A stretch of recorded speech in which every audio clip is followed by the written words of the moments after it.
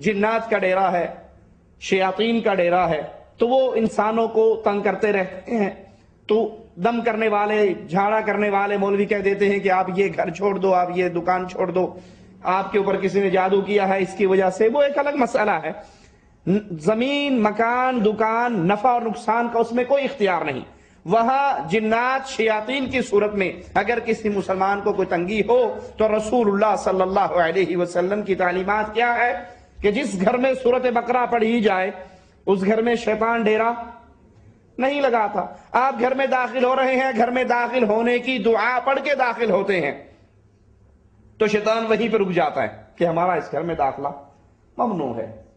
آپ کھانا کھانے لگتے ہیں، بسم اللہ کہہ کر کھانا شروع کرتے ہیں، شیطان ہاتھ روک لیتا ہے کہ اس کھانے میں ہمارا کوئی حق نہیں۔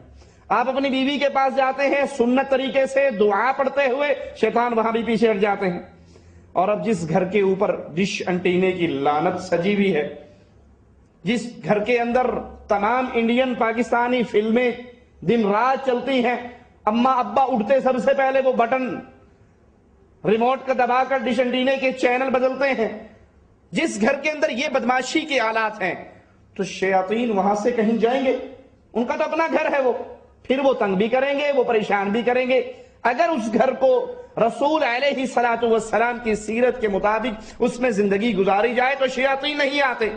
جس گھر میں کتا ہو، جس گھر میں تصویر ہو، رحمت کا فرشتہ نہیں آتا۔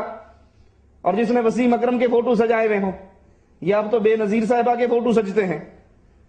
انڈیا والوں کا عرفان پٹھان بڑا اچھا لگتا ہے، اس کے بھی فوٹو سجے ہوئے ہوتے ہیں، یا کسی فلم کے ہیرو ہیروئن، اداکار اور اداکارہ کے تصویروں کے پوسٹر لگے ہوئے ہوں، یا شادی کی تصویریں، کہیں سیر کی تصویریں، کہیں گروپ فوٹو۔ جس گھر کے اندر یہ آویزہ ہو، کتا ہو، وہاں رحمت کا فرشتہ نہیں آتا۔ جب رحمت کا نہیں آئے گا تو کون سا؟ جنات تو وہیں پر رہیں گے۔ تو اپنے گھروں کو اگر پاک صاف کیا جائے شیطانی ساز و سامان سے، غیر شرعی کاموں سے، تو شیاطین جنات بھاگ جائیں گے۔ اور اگر پھر بھی جنات کی شرارت وہاں پہ رہے تو اپنے گھر میں سورۃ بقرہ کی تلاوت کرو۔ اللہ کے پیارے حبیب فرماتے ہیں جہاں سورۃ بقرہ پڑھی جاتی ہے شیاطین وہاں سے بھاگ جاتے ہیں۔ نماز کی نیت دل میں کرنی چاہیے، زبان سے نہیں، جیسا کہ ہم نے اکثر دیکھا ہے کہ لوگ زبان سے نیت کرتے ہیں کہ اگر زبان سے کوئی شخص نیت کرتا ہے تو اس کی نماز میں کوئی فرق پڑے گا یا نماز ادا ہو جائے گی۔ زبان سے نیت کرنا بدعت ہے، زبان سے نیت کرنا بدعت ہے، اور بدعت گمراہی ہے، اور گمراہی انسان کو جہنم میں لے جاتی ہے۔ اللہ کے نبی صلی اللہ علیہ وسلم نے زبان سے نیت نہیں کی، نیت کے جو الفاظ ہیں وہ اپنی زبان سے آپ نے نہیں دہرائے۔ اور اگر نبی نے دہرائے ہوتے تو کس زبان میں؟ جی عربی میں۔ تو پٹھان پشتو میں تو نہ کر سکتے نا، پنجابی میں نہ کر سکتے، کیرلا والا اپنی زبان میں نہ کر سکتا، انڈیا والا ہندی میں نہ کر سکتا، پاکستان والا اردو میں نہ کر سکتا۔ ہر زبان والے پر لازم ہوتا، جیسے فاتحہ اللہ اکبر سے لے کے السلام علیکم تک وہ پوری نماز عربی میں پڑھتا ہے۔ اگر اللہ کے نبی نے یہ الفاظ دہرائے ہوتے اپنی زبان مبارک سے تو ہر بندہ جو پوری نماز عربی میں پڑھتا ہے یہ الفاظ بھی عربی میں کہتا۔ اب ہر زبان والا اپنی اپنی زبان میں کہہ رہا ہے، سمجھنے کے لیے اتنا ہی کافی ہے کہ یہ بعد میں ویلڈنگ ہوا ہے، شروع سے ساتھ نہیں تھا۔ تو جو نماز میں یہ عمل کرتا ہے وہ بدعت کرتا ہے، اور بدعت اعمال کو برباد کر دیتی ہے۔ کیا صبح کی نماز کی سنت گھر میں پڑھ کر مسجد میں جا کر 2 رکعت تحیۃ المسجد پڑھ سکتا ہے، یا کہ فرض نماز کا انتظار کرے، یا سنت نماز مسجد میں پڑھے؟ احسن طریقہ کیا ہے؟ رسول اللہ صلی اللہ علیہ وسلم نے فرمایا اپنے گھروں کو قبرستان نہ بناؤ۔ کیا مطلب؟ قبرستان میں نماز نہیں ہوتی۔ درباروں پر مسجدیں بنانے والوں، قبروں پر مسجدیں بنانے والوں، مسجدوں میں قبر بنانے والوں، نبی فرما رہے ہیں اپنے گھر کو قبرستان نہ بناؤ۔ جہاں قبر ہو وہاں پہ نماز نہیں ہوتی، اپنے گھر میں نمازیں ادا کرو۔ تو افضل ترین نماز مسجد کے اندر فرض نماز ہے، اور فرض کے علاوہ جتنی نفلی نماز ہے وہ گھر کے اندر مسجد سے زیادہ افضل ہے۔ رسول اللہ صلی اللہ علیہ وسلم نے فرمایا ایسی جگہ پہ نفل نماز پڑھنا جہاں اس کو لوگ نہ دیکھیں، مسجد کو لوگ دیکھیں گے نا، لیکن گھر میں تو کوئی نہیں دیکھ رہا، یہ لوگ نہ دیکھیں تنہائی میں اپنے گھر میں آ کے نماز پڑھے، یہ اس نماز میں اس طرح فرق کرتی ہے جیسے نفل اور فرض نماز کا فرق ہوتا ہے۔ سنت نماز اپنے گھر کے اندر پڑھو، لیکن آپ مسجد میں گئے، ابھی جماعت کھڑے ہونے میں وقت ہے، تو اللہ کے نبی نے مسجد میں بیٹھنے سے منع کیا جب تک 2 رکعت نماز نہ پڑھ لی جائے۔ مسجد میں جاؤ، 2 رکعت نماز پڑھ کے پھر مسجد میں بیٹھو۔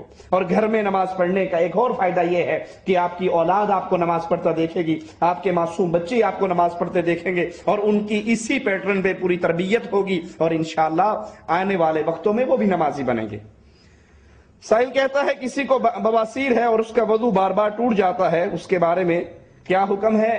جس کو یہ ایسی تکلیف ہو جس میں اس کا وضو برقرار نہ رہ سکے، تو اس کے لیے ہے کہ وہ ہر نماز کے لیے ایک مرتبہ وضو کر کے نماز پڑھ لے۔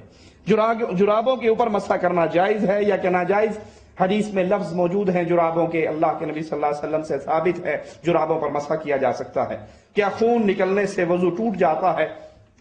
خون نکلنے سے وضو نہیں ٹوٹتا۔ آپ نماز پڑھ رہے ہو، آپ کا خون نکل گیا ہے، آپ اپنی نماز جاری رکھ سکتے ہو، جس کی کئی دلیلیں حدیث میں آتی ہیں۔ سب سے بڑا واقعہ ہمارے لیے عمر ابن خطاب رضی اللہ عنہ وارضا کا ہے کہ حضرت عمر رضی اللہ عنہ وارضا زخمی ہو گئے، اور زخمی کیفیت میں انہوں نے اپنی نماز کو پورا کیا۔ احمد ابن حنبل رحمۃ اللہ علیہ اسی جسم سے نکلتے ہوئے خون کے ساتھ جب نماز پڑھ رہے تھے، تو کچھ لوگوں نے کہا کہ آپ اس حالت میں ہو کہ آپ کا جسم کا خون نکل رہا ہے، وضو تو ٹوٹ گیا، آپ کی نماز ہی نہیں ہوئی۔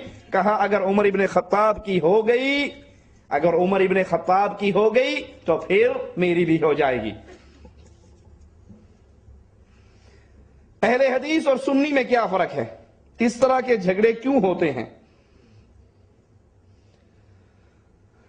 اصل میں یہ دونوں ایک ہی نام ہیں، اہل حدیث اور اہل سنت، یہ دونوں ایک ہی نام ہیں، دونوں میں کوئی فرق نہیں ہے۔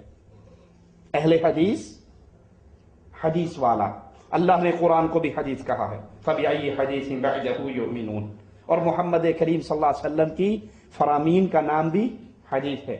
تو اہل حدیث سے مراد قرآن و حدیث والا۔ اہل سنت، اس کا مطلب بھی یہی ہے کہ محمد رسول اللہ صلی اللہ علیہ وسلم کی سنت کو پکڑنے والا اور سنت پہ عمل کرنے والا، اس کو اہل سنت کہتے ہیں۔ یہ دونوں مترادف لفظ ہیں۔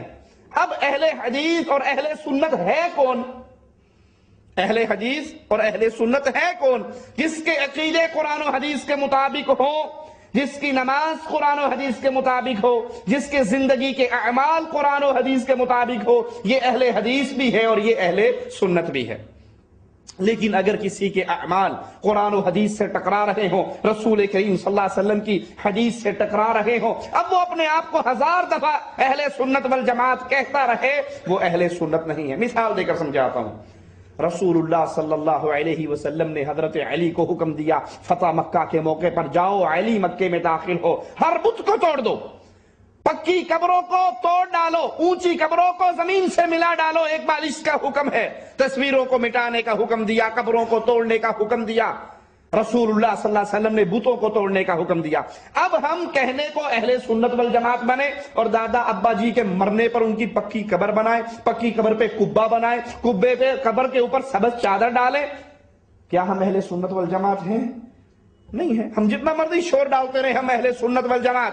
اگر آپ قبروں کو پکا کرتے ہیں، اگر آپ قبروں کے اوپر قبے بناتے ہیں، اگر قبروں کے اوپر لکھتے ہیں، اللہ کے نبی نے قبروں پر لکھنے سے منع کیا، اگر آپ قبر پر مجاور بن کے بیٹھتے ہیں، رسول اللہ صلی اللہ علیہ وسلم نے فرمایا بہتر ہے انسان کے لیے وہ آگ کے انگارے پر بیٹھے اور یہ آگ اس کو جلا کر خاک کر دے، یہ اس سے بہتر ہے جو قبر کا مجاور بن کر بیٹھتا ہے۔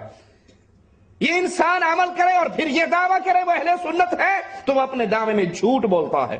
انسان قبروں پر میلے لگائے، قبروں پر میلے لگائے، ان مردوں کی عید منائے، عرس منائے، ان کی شادیاں کرے۔ میں ابھی ایک سی ڈی دیکھ رہا تھا، پیر گل شاہ کا عرس، اس کے اندر اس کی قبر کو عرق گلاب سے دھویا گیا، پھر کم از کم کوئی 20 چادریں، ایک سبز، پھر گولڈن، پھر پھولوں والی وہ ڈالی گی، پھر گلاب کے پھولوں کی پتیاں ڈالی گی، اور آخر میں وہ دلہا جو اپنے سر پہ رکھتا ہے نا صحرا، اس کی قبر کی جو وہ سنگ مرمر کی تختی لگی ہوئی جس پہ اس کی تاریخ وفات اور وہ سارا لکھا ہوا، اس کے اوپر وہ کلا لگا کے اس کا صحرا اس کی قبر پہ ڈال دیا۔ بے مردے کی شادی کی ہے کیا تم نے؟ اس غریب کے ساتھ پتہ نہیں اگلے قبر میں کیا ہو رہا ہے کیا نہیں ہو رہا، اور تم اس پر کے گلاب سے دھو رہے ہو، اس کے گلے لگ